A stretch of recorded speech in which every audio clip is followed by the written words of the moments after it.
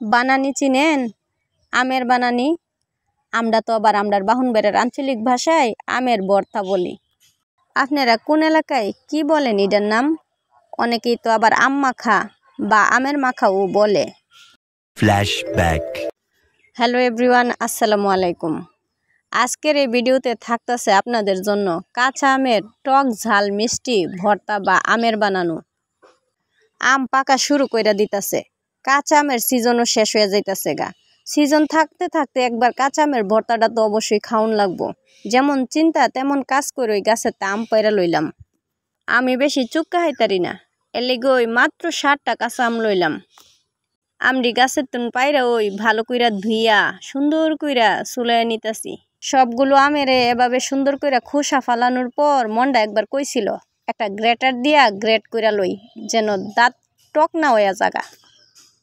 কিন্তু কি আর করা, ভর্তা তো আর একা খাইতে মজা লাগে না, সবাইরে নিয়া একসাথে ভর্তা খাইলে ভর্তার স্বাদ কিন্তু দ্বিগুণ বাইরা জাগা। তো সবাই কইতাছে সিচ্চা ভর্তাটা বানাইয়া খাইব। তো তাদের কথা অনুযায়ী তারা ভর্তা বানানো শুরু কইরা দিছে। হেরা আবার আমের ভর্তাটার সাথে একটা কাঁচা মিষ্টি আলু দিব, যেটারে আমরা বাহনবাড়ির আঞ্চলিক ভাষায় বলে লাম্বা আলু। এই লাম্বা আলু দিলে নাকি ভর্তাটা একটু মিষ্টি মিষ্টি হয়। সেই জন্যই আম আর লম্বা আলু ছোট ছোট করে কাইটা রাখা হয়েছে। এখন চিচ্চা হালি ভর্তাটা বানাই লইব।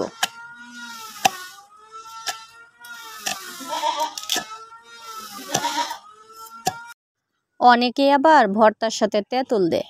তেঁতুলের টকের স্বাদই কিন্তু আলাদা, আর আমের টকের স্বাদই আলাদা। আমি আবার তেঁতুল দিলাম না, কারণ আমি আমের স্বাদ আলাদাভাবে নিব। মিষ্টি আলু আর আম ভালো করে ছেঁচা হয়ে গেলে এ পর্যায়ে আমি দিয়ে দিতেছি হইতেছে পরিমাণ মতো লবণ। তারপর দিয়ে দিতেছি স্বাদ মতো চিনি, কারণ আম খুবই টক, আর এত বেশি টক মানে মুখে নিতেই ভালো লাগে না, সেই জন্য স্বাদ মতো চিনি। আর সাথে দিয়ে দিতেছি হচ্ছে শুকনা পোড়া মরিচ।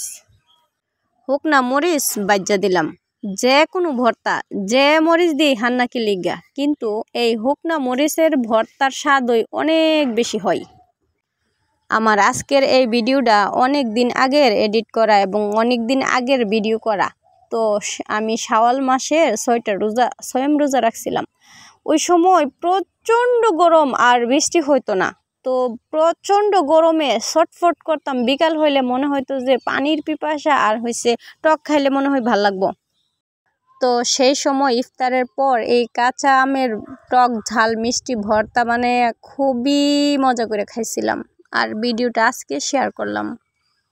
ভর্তা লাভাররা কোথায় আছেন, ভিডিওটা একটা শেয়ার দেন। ভিডিওতে লাইক কমেন্ট শেয়ার না দিয়ে যায়েন না। সবাইকে অনেক ধন্যবাদ, ভালো থাকবেন, সবসময় আমার জন্য দোয়া করবেন। আল্লাহ হাফেজ, আসসালামু আলাইকুম সবাইকে।